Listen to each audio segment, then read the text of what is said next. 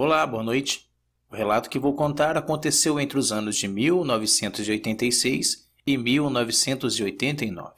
Meus tios e meus primos moravam no Lame, uma extrema região do sul de Porto Alegre. Na verdade, é mais para Vaimão, no Rio Grande do Sul. Meu tio, já falecido, tinha um pequeno boteco naquela região. E naquela época, o vizinho mais próximo ficava a mais de 1 quilômetro de distância. O pasto e as árvores centenárias predominavam a paisagem. Para entender a região, haviam 2 ônibus na parte da manhã e mais 2 no início da noite. Naquela época, existiam rumores de um bicho muito grande, com corpo de homem e cabeça de animal. Havia sido visto nas proximidades, e diziam que ele atacava tanto os animais quanto as pessoas. Várias pessoas diziam terem sido atacadas por este monstro e escapado por muita sorte, e outros juravam ter perdido uns 2 bois para a criatura. Minha tia, muito cética, dedicava aos filhos os afazeres do dia a dia e não gostava de dar atenções a estas invenções do povo.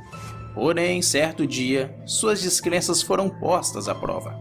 Estava ela e um dos meus primos voltando para casa, de ônibus, já na escuridão da noite. Menos de 10 pessoas estavam no ônibus, quando em uma determinada parte do trajeto, alguma coisa muito grande saiu do mato e bateu na lateral direita do coletivo e voltou para o mato.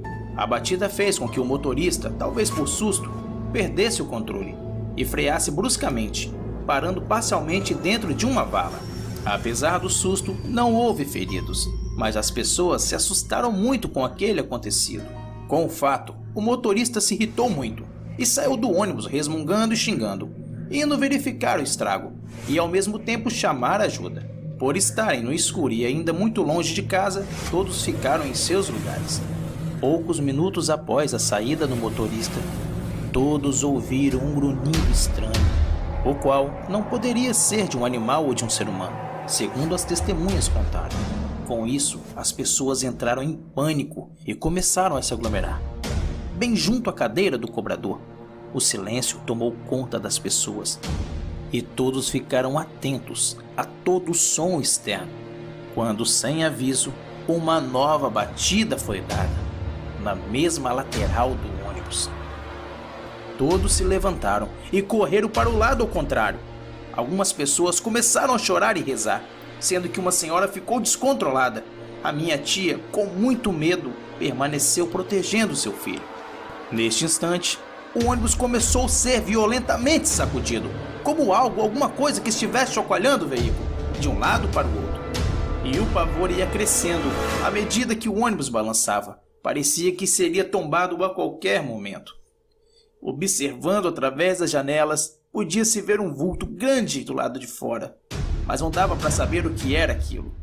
E sem o menor aviso, tudo parou. E o que fosse que estava provocando aquilo começou a dirigir-se para a frente do ônibus, onde a porta estava aberta. Nesse momento, um pavor tão grande tomou conta da minha tia, que ela queria morrer e não ver o que os atacava. Antes mesmo da criatura entrar no ônibus, foi possível sentir um cheiro podre, um cheiro terrível e insuportável. Todos fugiram para o fundo do ônibus e se encolheram em um canto, o que os fez parecer com uma única e disforme massa de gente amontoada.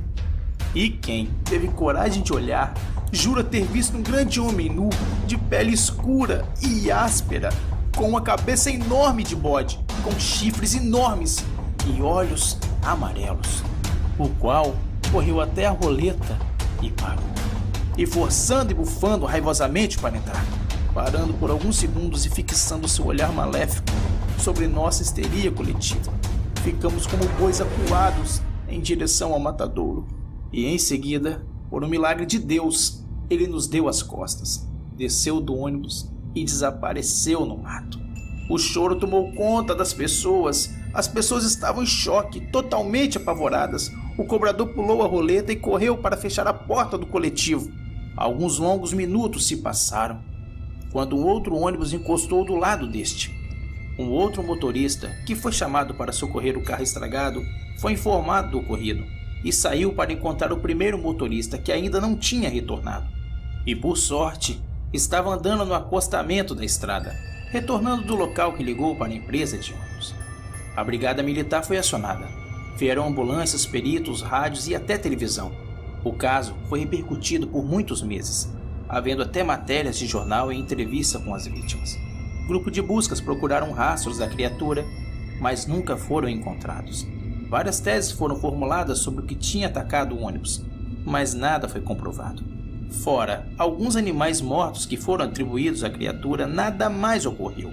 Nos dias de hoje, aquela região está povoada, e bem diferente da época em que ocorreu os fatos, deixando o mistério da criatura que atacou o ônibus perdido e sem explicação para o desconforto e o dessossego das pessoas que presenciaram aquele fato tão perturbador e apavorante.